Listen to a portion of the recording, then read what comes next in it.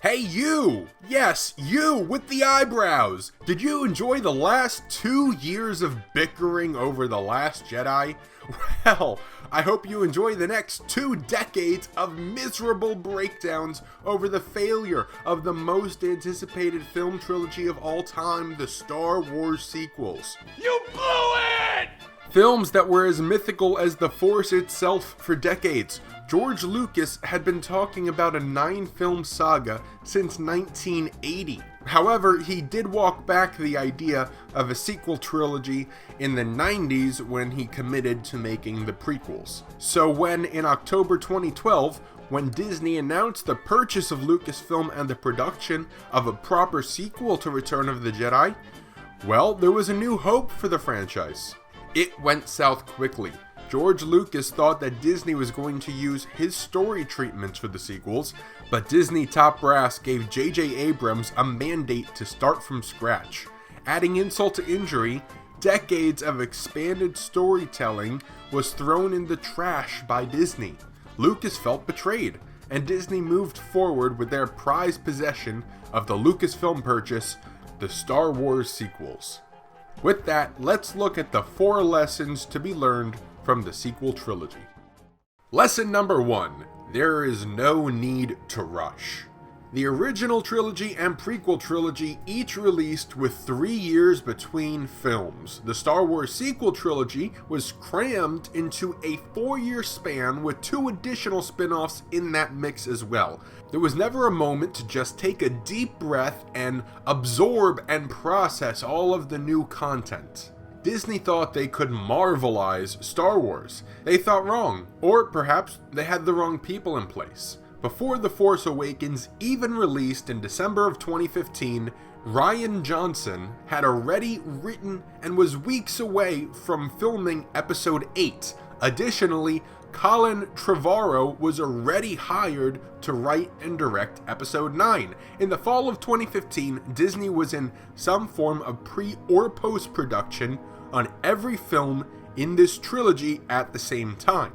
Now, you could argue that it's beneficial to develop all 3 films with some overlap to make sure that they are in accordance with the plan.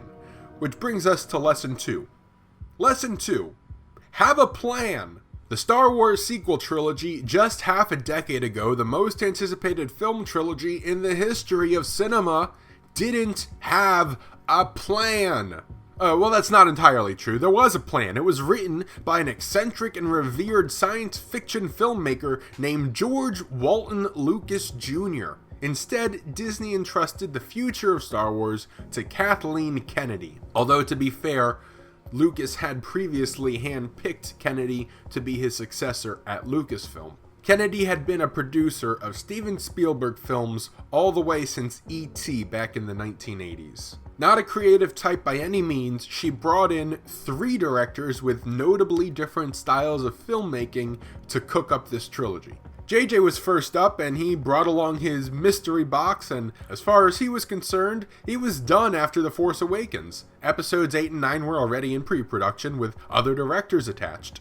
Rian Johnson took one look at the mystery box, decided it was the wrong shape, and used it as a paperweight for the Canto Bight section of his screenplay. Colin Trevorrow took a look inside the box, and it drove him so crazy he directed The Book of Henry, a movie about an 11-year-old genius who trades stocks. He's dying from a brain tumor, and before he passes away, he gives his mother his personal notebook. Inside Henry's book is a plan he created for his mother to carry out, for his mother to assassinate one of their neighbors who Henry believed was abusing his, being the neighbor's stepdaughter, who Henry, I guess, had a crush on, and the mother goes to assassinate the neighbor, and she's listening to audio tapes of Henry, who recorded himself breaking down the plan to kill their neighbor. I have no idea. JJ's mystery box literally drove Colin bonkers. So Colin was fired and institutionalized. JJ was brought back at the last minute to cobble together a finale, even though The Last Jedi went in an entirely different direction and left JJ nothing to work with. JJ was the closest thing this trilogy had to a guiding hand, but I think the sequels will always be defined by how Rian Johnson slammed on the brakes and kept playing with the gearbox for 2.5 hours. There was never a plan for the sequel trilogy, which might be the greatest injustice in all of blockbuster cinema, and that falls on Kathleen Kennedy. Lesson number 3. Know your audience. This is something that The Force Awakens handled very well. It reverse engineered the original trilogy and delivered a mini highlight reel with a shiny coat of J.J. Abrams' lens flare. And then, of course, as always, The Last Jedi. The consequence of Lesson 2 not having a plan.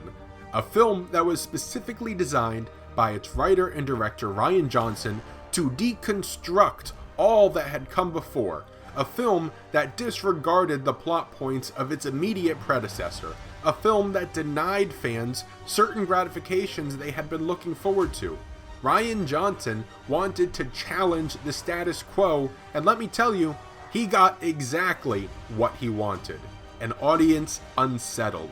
Personally, I am a fan of The Last Jedi. It has some major flaws, don't get me wrong, some major flaws, but some scenes and imagery stand among the best in the series. I can understand why it came in like a wrecking ball through this fan base. I do not understand how anyone, or rather no one at Lucasfilm knew what kind of grenade they were tossing. As a result, the Rise of Skywalker scenes designed to be as palatable as possible to the widest audience. And when you try to please everyone, you end up pleasing no one. Which brings us to the fourth and final lesson. George Lucas is Star Wars, for better and for worse. The grand vision, the intricacies in the detail, not just the movies, but the use of the license. Sure, Star Wars has always been capitalistic, toys have always been the top priority, but it has never felt this corporate. The heart is gone, the soul is gone. As I said at the start, Disney swiftly removed George from the equation. They burned the bridge with the creator of their shiny new toy. I am not sure why that's the case, but it is the case, and it didn't need to be that way. The lowest points of the prequels are still easily worse than the lowest points of the sequels, but the prequels also had a singular cohesive narrative that massively expanded the Star Wars universe. The hubris of the Jedi, the political machinations of Palpatine, and the rise and fall of the Chosen One, a beginning, a middle, and an end. The sequel trilogy is just a rehashing of what had come before. And when it wasn't, aka The Last Jedi, it was just throwing a massive wrench into the middle of everything.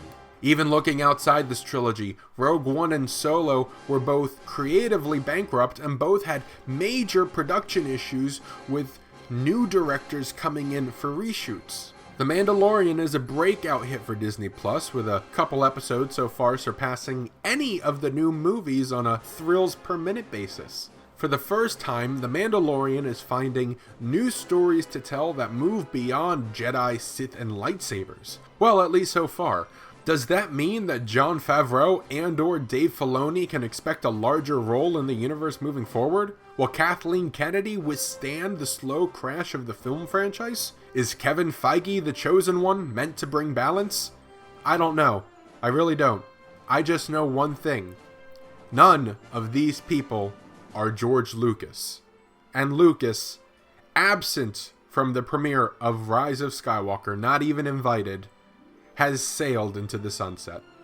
He's not coming back. Thank you for watching this video. Please like, subscribe, and comment below. What did you think of this sequel trilogy? Did it meet your expectations? What do you think is going to happen to the franchise moving forward? Thanks for watching, and stay tuned for more right here.